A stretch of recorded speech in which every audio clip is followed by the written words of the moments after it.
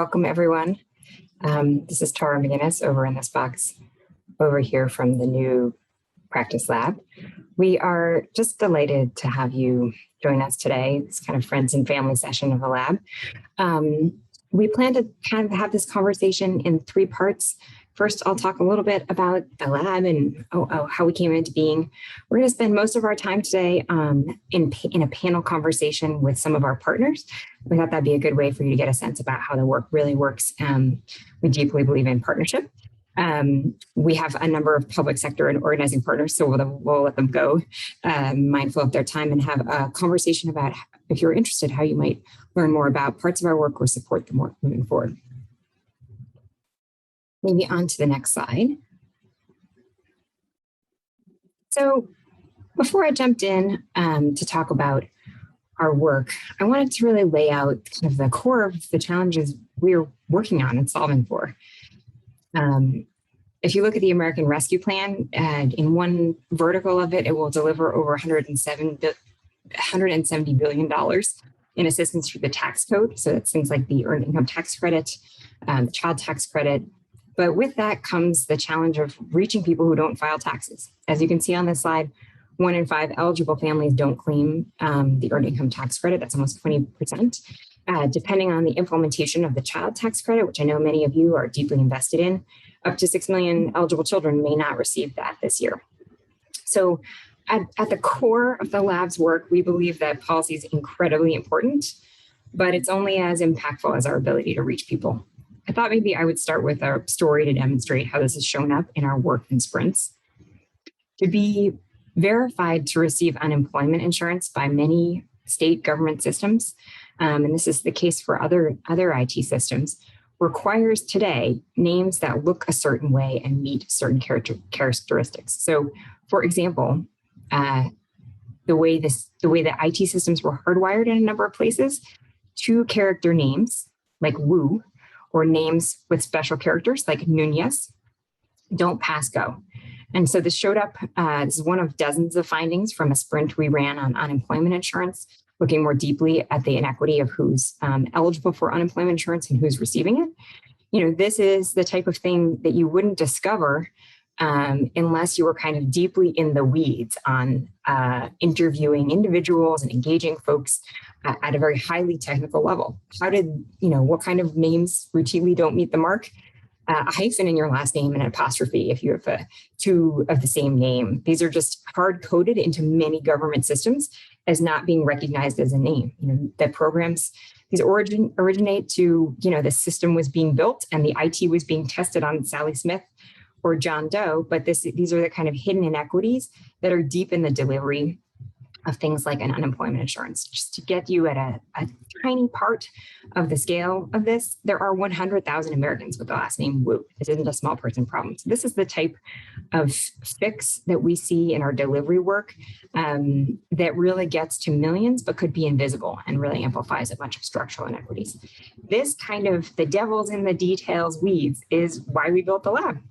Next slide, please. So what is the New Practice Lab? It's a tiny startup incubated inside New America at the end of 2019. We tackle family, economic security, and well-being with a belief that all policymaking must start and end with families. You can see on the right side, what do we work on? Care, income benefits, that's things like paid leave, early education dollars, long-term care, like the home and community-based dollars you see in the reconciliation package, unemployment insurance. We're very deep in on tax credits like the child tax credit and the earned income tax credit. Next slide, please. I'm just going to say a little bit, and I hope you'll hear this mostly from conversation with our deep partners about how our work is different. We're kind of odd ducks. We have one part in the policy wonk reviewing things like the drafts coming out of the Ways and Means and Energy and Commerce committees this week. But our team is not just made up of policy wonks. We're researchers and designers, folks who bring products. Often the front door to a government policy is a form. So you see here this picture of the gate when it comes to the child tax credit. You could have an incredible amount of in-person assistance and organizing and bus ads and messaging, but if the front door is ostensibly locked or chained, as we see with the difficulty of some websites or forms, then that's really policy making, in our opinion. So we try to carry policy making from the top all the way through. We ran a sprint with another team at New America that works on the future of land and property rights. Over the past year, we found that in one county on rental assistance, the county hired 13 nonprofits to screen tenants for funds, but each organization instituted its own criteria and documentation requirements. The result, as one local attorney said, was that he had never seen more difficulty giving away money in his life. In February, the Treasury released guidance that helps improve this problem, gives grant programs latitude to the type of documentation they can accept. But these sorts of weedsy documentation problems or a focus on fraud over accessibility aren't unique to rental assistance. We find this dynamic in everything from unemployment insurance to SNAP and tax credits. The way we often do this connection between in the weeds, where a person meets a government program, a form, a front door, a call center, into policy design is through a process of sprints. I'm going to turn it over to Elizabeth Garlow to talk a little bit more as the lab director about sprints. Thanks, Tara. So you've heard this language of sprints repeated over and over, so I thought I'd just try to demystify that a little bit. What is a sprint? In some ways, it's sort of the bread and butter of our new practice lab. These are basically short, intense periods of problem investigation that we do in very close collaboration with a partner. That partner is typically a government agency or a nonprofit organization. And what we do is we bring interdisciplinary teams together. These comprise of folks that usually bring user research and design, data and technology experience to bear. We bring them together for typically a 6 to 8 week period of time to kind of rapidly diagnose problems and identify solutions that fit the team in the context at hand. So as I mentioned, we design these, we execute these in partnership with governments and nonprofits. And the work, I will just insist on saying, the work would not be possible without the deep engagement of those partners. For a sprint to truly be effective, we ensure that their full-time staff is a part of the process. Our team embeds with that agency or nonprofit. Before the pandemic, that might mean we were sitting in City Hall with them. Now we've gotten really creative about how to do these sprint engagements virtually, drawing on all sorts of interesting tools and resources. You'll see here, our team has done about 10 sprints since inception, running a number of issue areas that kind of fit into those 3 verticals that Tara described. We figured that there was really no one better to help us unpack what these sprints look like in practice than the partners themselves. And so I'm just really happy to have here with us today 3 of our partners. We have, as I introduced you, if you could just wave, we have Jill Gutierrez, who's the Director of Strategic Planning and Outreach, and as she calls herself, the Chief Meddler at the New Jersey Department of Labor and Workforce Development. We have Mariana Morante, who's a research analyst at SEIU 775 chapter in Washington State. And then we have Ayushi Roy, who's the Director of State and Local Government Technology at 18F and a Benefits Delivery Fellow with New America. So I'm just going to invite our panelists. We can pause on the screen share, Angela, and we'll just invite our panelists into a conversation now. Jill, I'd love to start with you. We worked with you and your team on paid leave legislation in the state of New Jersey. Could you just start by telling us a little bit about the nature of the sprint engagement and maybe share one or more kind of concrete changes that came about from that sprint for you? Sure. Thank you for inviting me. I'm excited to be with you all today to share. Just for background, New Jersey is one of a few states that has paid family and medical leave. It's made of 2 separate programs: temporary disability, family leave insurance.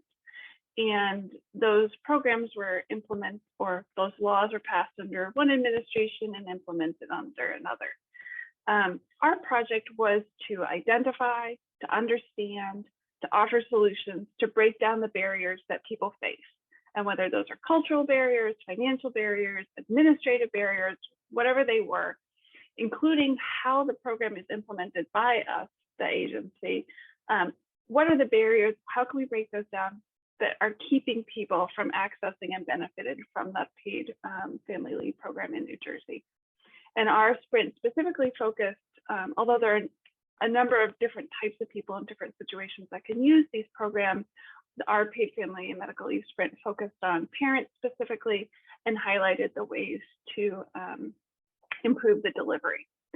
So I would say that one of the biggest things that we learned is that we can do user testing, which means we can actually think about, we can try to use plain language, and we can work with individual beneficiaries to make sure that the language that we're using when we describe a very complex, lots of requirements and regulations type of program, we can work with the potential beneficiaries, the past beneficiaries, to test the language, to make sure that we're using words, phrases, situations that they can understand, and that those can then have an impact on how equitable the uptake is on our work. So I would say the major changes, or one of the major changes, is that it increased our confidence that we had both the skills and the ability and the space to do that type of really deep interpersonal work to make our program more equitable. That's wonderful, Jill. Thank you. And I guess maybe just to build on what you shared on user testing a little bit, it's interesting because I think one thing we understand as a challenge in government often is that a claimant might end up interfacing with different parts of government as they're navigating one program, right? So if someone in the case of paid leave has a question or is afraid of losing their job if they take paid leave or something of that nature, they might end up interfacing with a department that's separate from yours. Did you encounter that? And if so, I'm curious how you kind of navigated that as you were trying to be user-centric. Sure.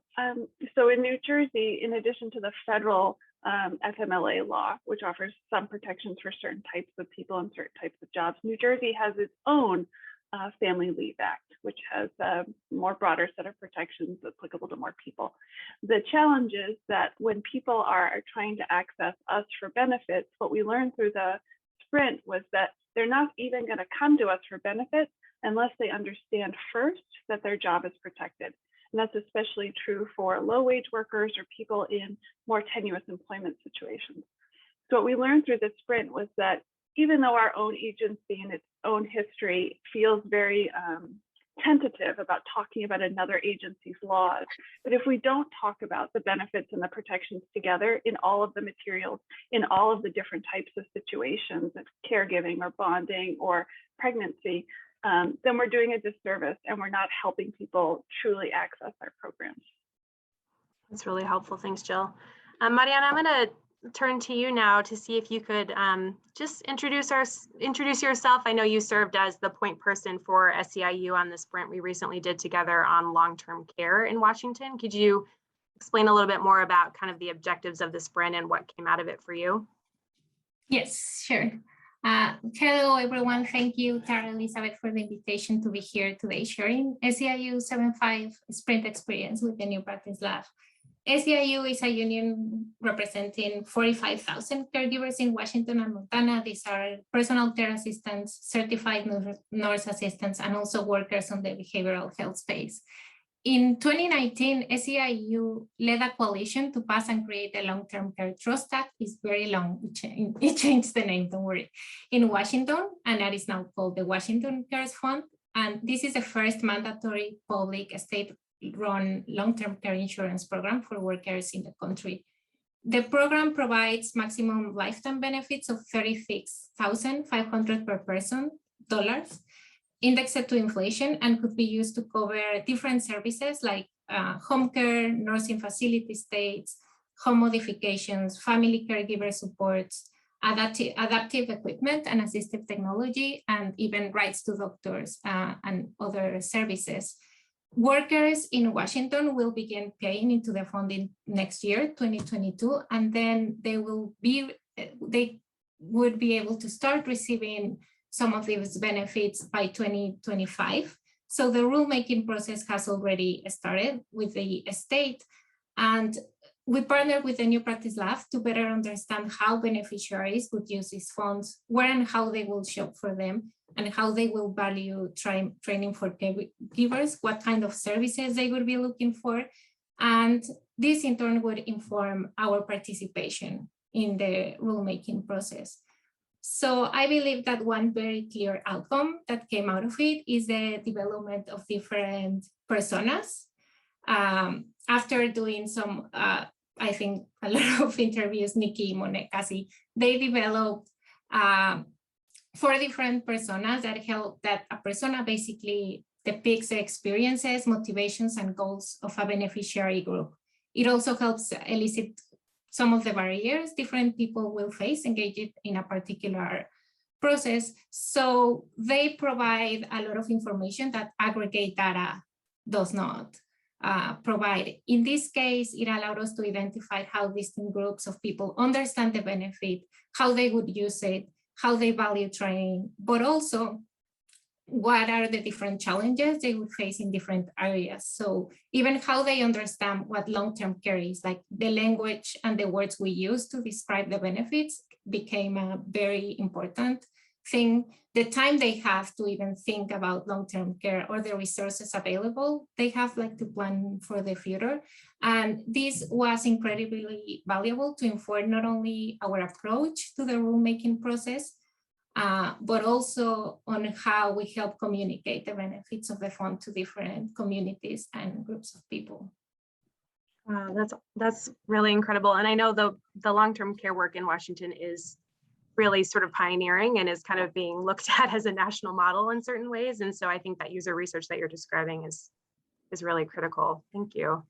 Ayushi, I'll turn over to you to introduce yourself. And you're in sort of a unique perch because you sit inside of a government agency that also employs a lot of these methods and approaches, but you came on board. We were lucky to have you on board as a fellow for a period of time looking at unemployment insurance. So I'll just kick it over to you to kind of introduce yourself, share a little bit about your experience as a fellow.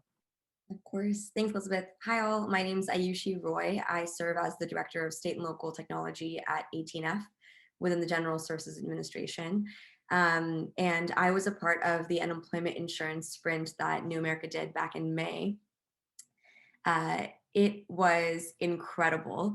The sprint that we worked on was effectively a search for all of the, quote, pockets of goodness, very technical term here, around the unemployment insurance modernization efforts that have been happening across the country. We spoke with Jill, actually, and many others from all across the country. And our hope was really to identify what's working well, right? There's been a lot of reports already around what hasn't been working well. And the New Practice Lab took a really, I think, powerful approach around, let's actually share the methods, the skills, the various practices, processes that have worked for different state environments, regardless of their vendor landscape, so forth, their fraud prevention tactics, identity verification tactics, and let's create a sort of working document, a working report. You can find it on improveunemployment.com online, and it's been growing ever since May, actually, with more and more state information, so that we can now have a playbook for states to be able to look at, add to, learn from.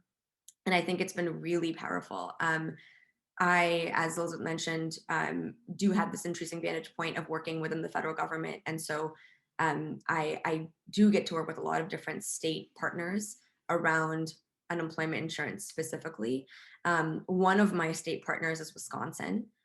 Wisconsin was a critical state because they were a state that did not dole out unemployment insurance benefits to people that were eligible for more than 6 months after the September 2020 timeline. And so they called us in February 2020, called us, being 18F, called us in February 2020 and asked for us to help modernize their system so that people who were already eligible for these benefits could finally receive that check in the mail. Next thing you know, NPL is putting together this playbook, and the ramifications of that playbook have been so critical for Wisconsin's work. When I came back from the New Practice Lab and wore my, oh no, did I lose people? No, we have you. You're good. Great. Coming through nice and clear. So everyone's face freeze for a second. When I took off my New Practice Lab hat and put my 18F hat back on, and came back to my sort of regular job in June, what I had found was Wisconsin was like, tell us more about what Rhode Island did. Tell us more about what New Jersey, tell us more. And next thing you know, my job has turned into like being this sort of matchmaker, this relationship matchmaker between the Wisconsin Secretary of Labor and many other folks because of the report. And the Department of Labor has now launched something that we suggested in the report, AKA the Tiger Team approach. And so now there are these 6 to 8 Tiger teams with DOL's support who are beginning to kind of roadmap what the upcoming steps for modernization for UI look like in this post-PUA world, right? And guess who was one of the first Tiger teams to be named? The one in Wisconsin. And it was this incredible sort of, I hate the word synergy, so I'm not going to use it. It was this incredible collaboration between the sort of DOL work with New Practice Lab, with 18F, with the sort of players already on the ground on Wisconsin's, vendor team. And it's just been a really, really incredible way forward. So I think this is just one of the examples I've witnessed personally. I'm sure there are many others that people can point to since the work I was a part of at the New Practice Lab. Thanks, Ayushi. It's so helpful to see how these things like stitch together with different partners and kind of roll up into a more holistic approach. I guess building on that, Jill, in some ways you have these dual hats within government. And I'm curious how your work on paid leave has informed, if it has informed your work in unemployment, and are you able to kind of extract those insights and share across departments in that way? Yes, absolutely. My work previous to the pandemic was purely on paid family and medical leave and paid sick days. So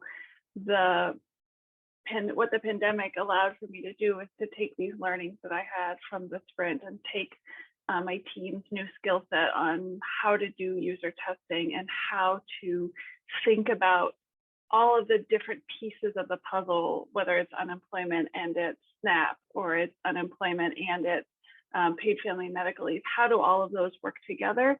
And what do I need to be able to communicate? What does our agency need to be able to communicate that really reflects the experience that people are having right now, versus talking about it in a legal framework or talking about it in a legal wording, or talking about it in the way that the state or the program area, the staff understands it. How do I use those skills that I just learned about user testing and really turn them around to help people understand what's happening with their unemployment benefits? What can they expect? What are the connections that I need to make clear for them? So it was definitely a resource that the New Practice Lab gave me that my team was able to then take and try to help in the unemployment space. That's so helpful. And I remember you telling me once too about like the importance of employer outreach and that being sort of a core insight. Could you just say a bit on that, how that insight struck you? Sure. So one of the insights that we learned from the New Practice Lab was that one of the primary ways that people learn about their workplace benefits, whether it's paid sick days or it's paid family and medical leave or even unemployment, is through their employer, right? And so if that is the resource that people are turning to feel comfortable that they have these benefits, to learn about these benefits, to learn the next steps, then we as the state needed to be doing more to make sure that employers had the right information, that it was in the right language, that it addresses the concerns and that the way that the employer thinks about it in a human resourcey, businessy type of way, right? So it made us really push forward on creating an employer toolkit that was specific to the way employers think about this and would hopefully help employers understand what their responsibilities were in a more employer-focused sort of way. So the creation of those toolkits and sort of a big push around reaching out to different types of chambers is a result of the New Practice Lab's research. That's awesome. And one of the themes you're underscoring has been consistent for us in many of our sprint engagements, which is that language and correspondence needs to be written plainly and clearly in a way that makes sense for human beings. And so in some of our engagements, like for example, the work we've done on earned income tax credit programs, we've done plain language rewrites of correspondence to ensure that that correspondence is landing in a way that's clear around the actions someone needs to take to claim their credit. So thank you for kind of underscoring those themes. Mariana, and I know in the sprint that you did on long-term care, you were exposed to a lot of new methods and ideas. I'm just curious to hear kind of what landed with you, what was most useful, what are you taking with you in the future with your work? Yes. Well, I think that part of it being like such an open collaboration and like what was amazing is that, for example, I got to be with the sprint team through all along, so I could like see all the different methods they use, how they analyze data, the interviews, I was there during the interview. So I think that me being in the research team, a lot of the tools that the New Practice Lab used in the sprint are now incorporated into our research process. Like from the planning of the interviews till how the Nikki Monet conducted the interviews to how they analyze them, and even like some of the software that they used. But I think that one thing that came across and that we are still developing and just taking it further within the union, it speaks also to this thing about language that came like with the long-term trust act versus long-term services and supports, and how even like the title meant different things for different people, and how for some communities, like even when you talk about care or helping people with daily activities of life, which is what home care does, like bathing and eating, all of those stuff, for some people is like, we're like, no, that's not something that I should be paid for. That's care, that's love, that's what I do for my family. So it led us to also start a conversation within the union about how we communicate what long-term care is and why it's fair that people are paid for this work that they are doing and how it should be valued. So I think that for us and for the research team particularly, it really changed how we engage all of our research projects with our members and with the clients and people in Washington, especially. Thank you, Mariana. That's a huge insight. And I remember in early conversations with SEIU when we were talking about the sprint engagement, that point that you just highlighted helped inspire a research sprint our team did on valuing home and care workers, which is kind of very timely in the context of the national conversation. I'm going to ask one more question of our panelists and then just open it up. So in case you have a question that's been simmering and you want to dig in deeper on any of these case studies, feel free to kind of prepare your question. So Ayushi, I wanted to come back to you to help kind of close out this part of the panel. We talk a lot at the New Practice Lab about delivery, which hasn't been a huge term in the policymaking space until maybe more recently. We're trying to change that culture of policymaking. And I'm curious, again, from your vantage point, like how is that conversation around delivery landing? And what kind of insights do you have around delivery that you're trying to inculcate within GSA? Yes. Delivery means so much, right? There's the sort of, I don't even know where to begin actually. So I think there's the delivery side of a technology effort, and there's sort of like the policy and business sides of every effort. And all three of those are this very critical sort of trifecta that needs to work together in order for the delivery, the business, and the policy to be effective. And I think what I can speak to delivery on the 18F's front, and I can also kind of observe, reflect on the way I saw it at the New Practice Lab. At 18F, a lot of what we've learned about delivery is that the hardest part is not the technology part. I'm a product manager by training, right? Like I have served as a senior PM for the majority of my professional career. We used to hire, 18F TTS used to hire senior folks from across disciplines, engineering, product, strategy, et cetera, from private sector corporations. Unsurprisingly, our hiring practices no longer look like that. We now hire people from the government. We now hire people from nonprofit spaces and more. And the reason is because we've learned that the biggest challenge in our work is not how to build the thing. Writing code is the easy part of my day. The hard part of my day. Oh no. We have you. We may be Okay. frozen, but you look great. Oh, okay. The hard part of my day is managing and facilitating the various stakeholders who may have never sat at the table before until we walked in. It's managing the risk that they feel is associated with modular contracting, as opposed to big brand technology procurements, which is what people are kind of used to. That's the hard part of my day. It's the people, it's the processes that are challenging, the relationships, right? And so walking into the new practice lab, into an environment where there was such a fine eye, I don't think it's the right phrasing. English is not my first language, I'm sorry, because there was such a strong grasp of relationships and such a strong foundation. It was the delivery of our sprint work was just that much easier. And New Practice Lab's ability to kind of bridge the policymaking world, the legislative side, with the technology involved was really powerful, actually, for me to see as an 18Fer, as a TTSer, because I came back to my organization and was like, hey, I learned something that I don't think we've learned before as an org.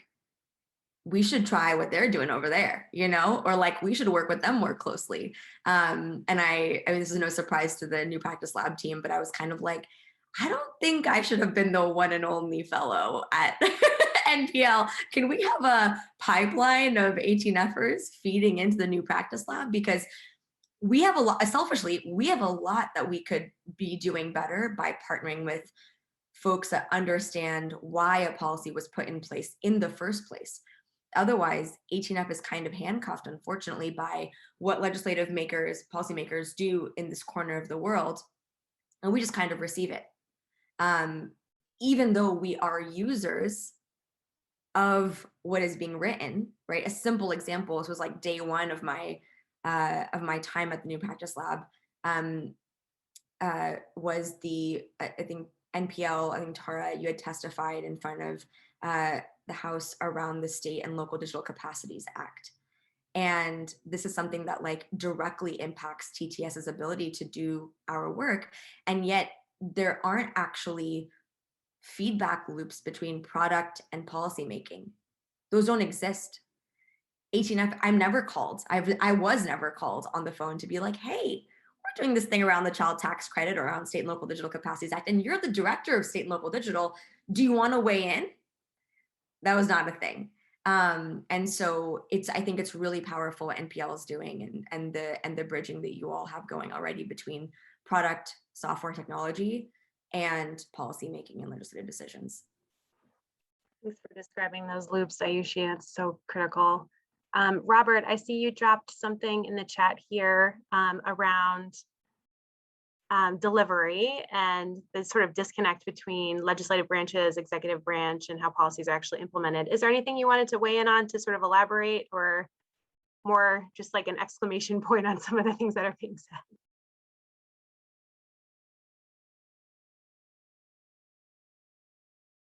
Okay, well, we'll take that as, I think that sort of further corroborates what Ayushi was just sharing. Do we have any other questions? Feel free to, oh, no worries, Robert. That's great. Thanks for chiming in on chat. Feel free to unmute yourself if you'd like to ask a question of the panel here. We have a few minutes. Maybe picking up on Robert, who also happens to be one of the country's foremost leading secretaries of labor, comment, an outgrowth of our work with the New Jersey team, sprinting. The theory was at some point we'll get ready to do a federal paid leave policy. We should really understand how it's going for the families in one place. And we did that now almost 2 years ago. But Jill is one of a series of leaders around the country who we now know who are paid leave implementation experts, who just gathered this week in their spare time to read the current paid leave draft coming out of the Energy and Commerce Committee. And that allowed them to mark it up and say like, hey, this thing you're about to repeat, that was really tricky for us. Or this thing you're doing in 3 months took us 12 years. Or 1 year, 3 years. So I think having the ability to build a muscle at the state level of delivery leaders, and then, you know, at the lab, I'm happy to now have like 6 amazing female leaders on the Rolodex who are state implementers, but who can take a moment and give some advice to the lawmaking colleagues as Robert, named here, that the ability to get this kind of learning from the ground back in to the new bill. So each paid leave bill, state or federal, gets better and learns on the last one. It's kind of the glue we're trying to play. So I appreciate that comment, but also we're only able to do it because of our partnership with folks like those on the phone.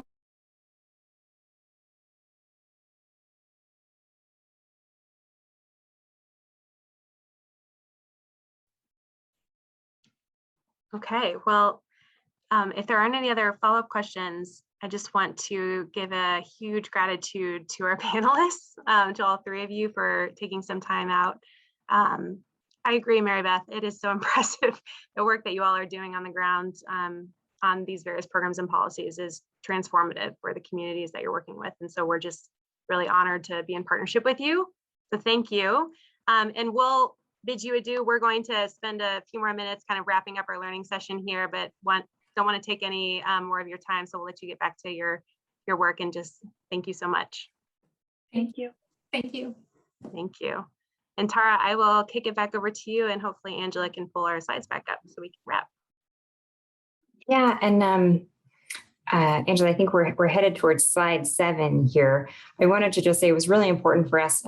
It's like at the core of our mission statement. This is just a quick tour of this slide of, these are the headlines of some other, you heard from 3 separate sprints that we ran. There's a number of others that we did on unpacking inequities in UI and partnering with National Domestic Workers Alliance in peak pandemic emergency when they were attempting to get cash out. We actually built better front door for the state of Michigan with Sevilla, a better application. So these are just a few of the sprints that we mentioned. We won't go into all of them, but if folks are interested, we're happy to dig in on more. Maybe on the next slide, we really see this, and these are the panelists who you spoke, who you saw. They are remarkable partners. We are blessed for the depth of partnership, and it's the kind of thesis of the lab that no single social problem like paid leave or ending inequity in unemployment insurance gets solved by a single government agency or team, that there was really an ecosystem. And so the depth of our partnership was really important and something we wanted to elevate.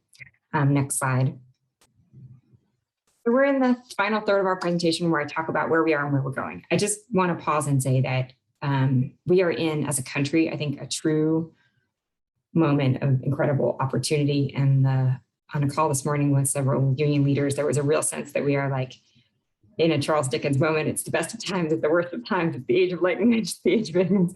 I think we feel that, but the positioning of big public policy, either through the American Rescue Plan dollars that are already in the pipeline, or really in the contours of what House and Senate committees have put out over the last few weeks in the reconciliation plan, of making the multiple transformational investments in our families in a way that we haven't seen since World War II. These are kind of some aggregate numbers on family and workers and the tax credits. I think depending on the state of play and what you count as in the care dollars, paid leave, early education, and child care tax credits, we're upwards, this is my rough justice, of over $800 billion that you could see flowing into community and government organizations over the next year, and really transformative work, investments already made on unemployment insurance. Even the small dollars matter. We spent $7 billion in the Recovery Act on improving unemployment insurance systems just in 2009.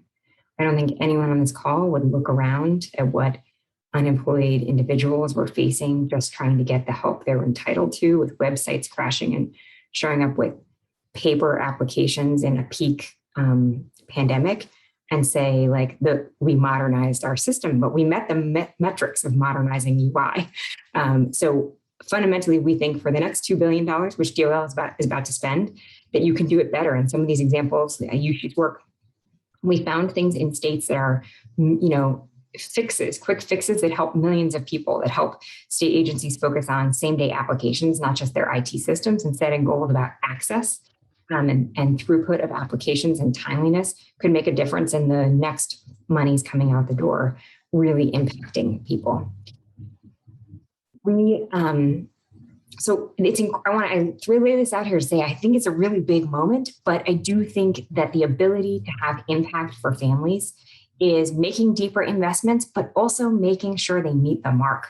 Going back to the 1 in 5 families, EITC is transformational, but not for the 20% of people, in fact, the lowest income people who don't receive it. And so if we are going to make the most of this moment that we're in, we need to make sure that we are not only shaping and designing policies to succeed, but that we have the structures in place to really make them work for families and workers. Our team is actively meeting with state officials, as you can hear, and administration officials to scope sprints today that allow us to try small, as we did on paid leave or on the long-term care work in Washington, which is truly a model for what we would be doing with home and community-based services across the country, to go local, see how it's going for the people who are really touched by these policies, and bring those lessons rapidly back. It is with the trust of some of you and maybe more of you in investing in our lab that we will be able to be rapid and responsive to the needs of partners on the ground. I do think the ability to have had several people invest in the idea of the lab, not a specific project, allowed us to pivot in a matter of 4 weeks to be responsive to partners like the National Domestic Workers Alliance or state agencies who were being asked to stand up pandemic unemployment insurance in a matter of weeks.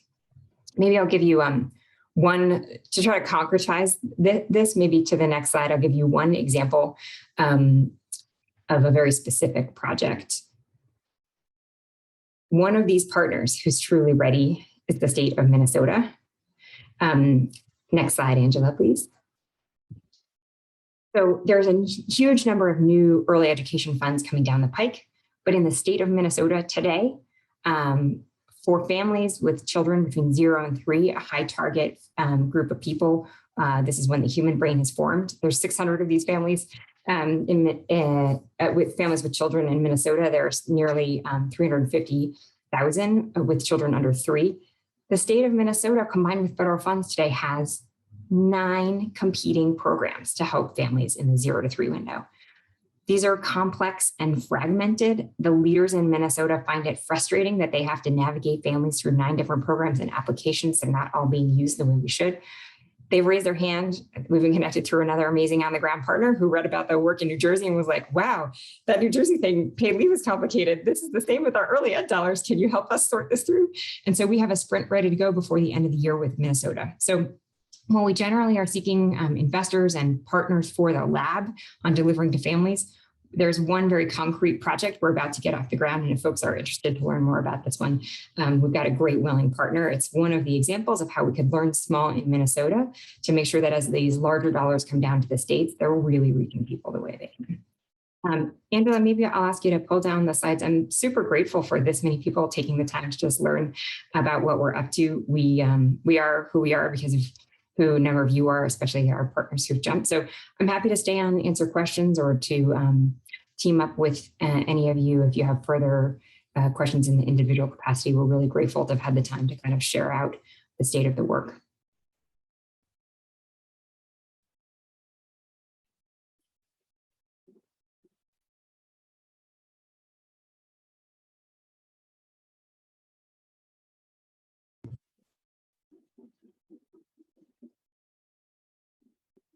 And hang on for a few minutes, or folks want to pop things in the chat. Thank you, Kathy. We know that it is sort of we're an unusual bird with a foot in this design and delivery and form making and a foot in trying to get our ideas back into the reconciliation process. But we're super grateful for you all taking the time. But I'll just pause for a moment. If not, we can wrap. We'll make this available for some folks who I know are unavailable today. But we're here to this is, a passion project for all of us. We did it as an experiment, started with one small sprint before we created a lab to do more of these.